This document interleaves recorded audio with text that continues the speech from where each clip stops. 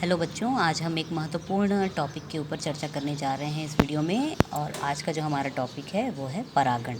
परागण पुष्पों में होने वाली एक महत्वपूर्ण घटना है। आप लोगों को मालूम है, पुष्पों में निषेचन के पूर्व परागण की क्रिया आवश्यक होती है। और परागण की सबसे पहले हम देखते हैं परिभाषा। पुंकेसर के पराग कणों का उसी पुष्प के या दूसरे पौधे के पुष्प की वर्तिकाग्र पर पहुंचना परागण कहलाता है। ठीक है, ये है परागण की सबसे सरल परिभाषा। पुंकेसर के पराग कणों का उसी पुष्प या दूसरे पुष्प के पौधों की वर्तिकाग्र तक पहुंचना परागण कहलाता है। तो परागण की क्रिया में पराग के कण के अंदर होता है नर गैमीट, और इस नर गैमीट को मादा गैमीट तक पहुंचना होता है।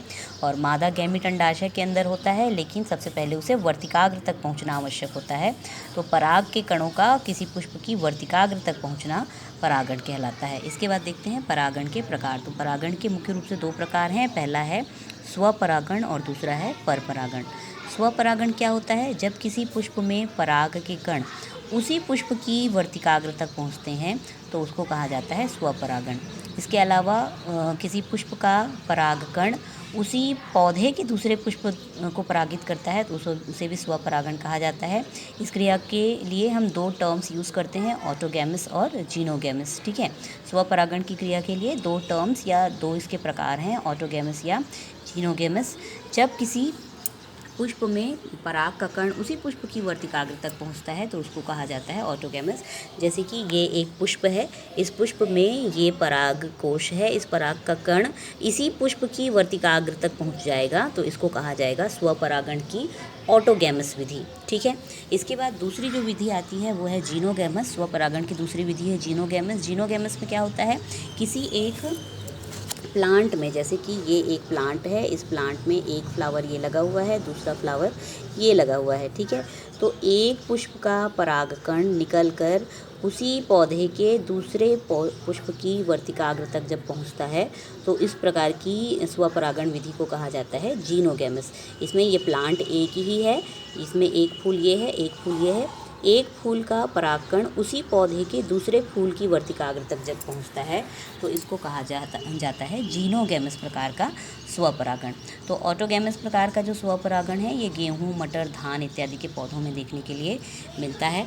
इसके बाद देखते हैं इसके लाभ। स्वपरागण के लाभ क्या क्या हैं? तो स्वपरागण के बहुत सारे लाभ हैं। इसमें से जो सबसे पहला लाभ है वो है कम परागकणों की आवश्यकता होती है। परागण की क्रिया के लिए ज़्यादा परागकणों की आवश्यकता नहीं होती। फिर शुद्ध नस्ल के बीज तैयार होते हैं इसमें, क्योंकि दूसरे परागकण जो हैं वो इसकी अंडाणु से मिश्रित नहीं होते, इसलिए जब बीज तैयार होते हैं वो शुद्ध नस्ल के तैयार होते हैं।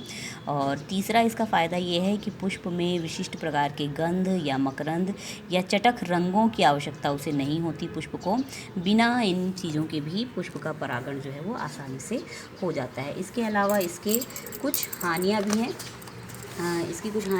स्वपरागण की, जैसे कि बीजों की संख्या जो है वो कम होती है, बीज जो है वो हल्के होते हैं, बीजों की क्वालिटी जो है वो उतनी अच्छी नहीं होती। इसके अलावा दुर्बल तरह के पौधे जो हैं इससे विकसित होते हैं। तो स्वपरागण की विधि को उतनी अच्छी विधि नहीं माना गया है। इसके बाद दूसरा जो आता है वो है परपरागण। परपरागण का अर्थ होता है जब किसी एक पुष्प के परागकण दूसरे पौधे के पुष्पों को परागित करते हैं तो उसको कहा जाता है परपरागण। फिर से इसकी परिभाषा देख लीजिए। जब किसी एक पुष्प के परागकण किसी दूसरे पौधे पर उपस्थित पुष्प की वर्तिकाग्र तक पहुंचते हैं तो उसको कहा जाता है परपरागण। परपरागण की अनेक विधियां हैं, जिसमें से सबसे पहली विधि है वायु परागण, फिर जल परागण, फिर जंतु परागण। तो सबसे पहले हम देखते हैं वायु परागण। वायु परागण का अर्थ है पराग के कणों का वायु के माध्यम से एक स्थान से दूसरे स्थान पर बिखरना और किसी दूसरे पुष्प की वर्तिकाग्र तक पहुंचना, ये कहलाता है वायु परागण। मतलब पराग के कण जब वायु के माध्यम से एक स्थान से दूसरे स्थान पर पहुंचते हैं तो इसको कहा जाता है वायु परागण। जनरली 80% पौधों में वायु परागण की विधि ही प्रयुक्त की जाती है परागण के लिए। इसके अलावा मुख्य रूप से मक्का, गन्ना, बांस इत्यादि में वायु परागण की क्रिया हमको देखने के लिए मिलती है। इसके बाद दूसरी विधि है जल परागण। तो जल परागण में क्या होता है, जलीय जो पौधे हैं जैसे कि हाइड्रीला है, वेलिसिनेरिया, कमल इत्यादि जो पौधे होते हैं उनमें नर और मादा पुष्प दोनों ही पानी के अंदर विकसित होते हैं। और पानी के अंदर जब नर पुष्प के परागकण मादा पुष्प की वर्तिकाग्र तक पहुंचते हैं तो इस क्रिया को कहा जाता है जल परागण। जल के माध्यम से पराग कणों का जब बिखराव होता है तो उसको कहा जाता है जल परागण। इसके बाद तीसरी महत्वपूर्ण विधि है जंतु परागण। जंतु परागण सबसे विशिष्ट और सबसे महत्वपूर्ण विधि है। इसमें क्या होता है कि कीटों के माध्यम से या अलग अलग जंतुओं के माध्यम से पराग के कण वर्तिकाग्र तक पहुंचते हैं, पुष्पों की वर्तिकाग्र तक, तो इस विधि को कहा जाता है जंतु परागण। जंतु परागण में सबसे पहले आता है कीट परागण। कीट परागण आपने बहुत सारे कीटों को पुष्पों के ऊपर मंडराते देखा होगा, तितलियाँ, हनी बी, इसके अलावा बहुत सारे प्रकार के दूसरे पुष्प जो फूलों का रस चूसते हैं, भंवरे, ये सारे कीट जो हैं वो जब फूलों का रस चूसते हैं तो फूलों के पराग उनके पैरों में, पंखों में चिपक जाते हैं और उसके बाद जब ये कीट दूसरे पुष्पों में पहुंचते हैं तो वहाँ पर वो उन पराग कणों को छोड़ देते हैं, जिससे कि ये पराग के कण दूसरे पुष्पों की वर्तिकाग्र तक पहुंच जाते हैं। तो इस प्रकार से कीटों के माध्यम से पराग के कण जब दूसरे पुष्पों की वर्तिकाग्र तक पहुंचते हैं तो इस विधि को कहा जाता है कीट परागण। कीट परागण की क्रिया भी बहुत सारे पुष्पों में देखने के लिए मिलती है। इसके अलावा एक विशिष्ट विधि मैं आपको बताऊं, जैसे कि आपने अंजीर, गुलर, बादाम इत्यादि में आप जानते हैं कि विशिष्ट प्रकार का पुष्पक्रम पाया जाता है। इसमें इस तरह से एक कप नुमा संरचना के अंदर इसके पुष्प बंद होते हैं और इनके ऊपर ये एक छोटा सा छिद्र होता है।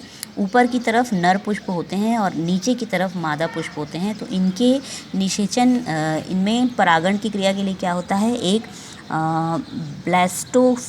ब्लास्टोफेगा नाम का एक कीट होता है जो इस पुष्प के अंदर अपने अंडे देता है और ये अंडे जो हैं वो यहाँ पर मादा पुष्प के समीप ये इन अंडों को देते हैं और जब उन अंडों से बच्चे निकल आते हैं तो वो बच्चे इस छिद्र की ओर गमन करते हैं और छिद्र से बाहर जब जाने का प्रयास करते हैं तो वे अनजाने में ही इस मादा पुष्प को नर पुष्प तक पहुंचा देते हैं, वो जो छोटे बच्चे निकलते हैं वो। तो इस प्रकार से कीट जो हैं वो इस प्रकार के विशिष्ट पुष्पक्रम वाले पुष्पों को भी परागित करने में सहायता करते हैं।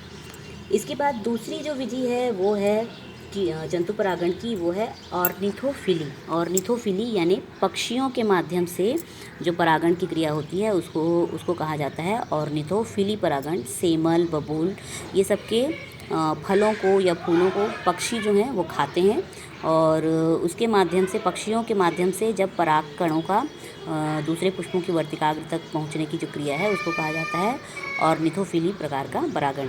इसके बाद अगला जो परागण का प्रकार है वो है चीरेप्टेरोफिली परागण।